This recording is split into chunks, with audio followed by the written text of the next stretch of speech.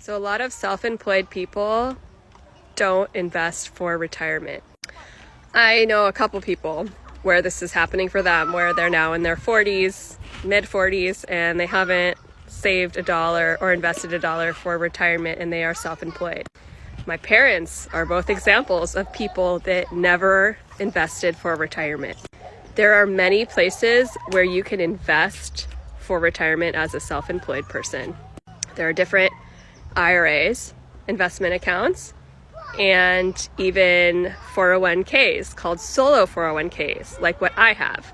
I am self-employed and I am also an employee. And for my self-employment retirement, I have my own solo 401k.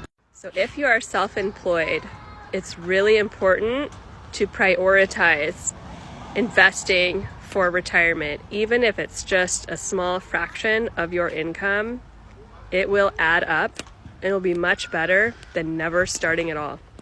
If you need help, if you need some clarification, some coaching, Kira is available for coaching right now and has open availability.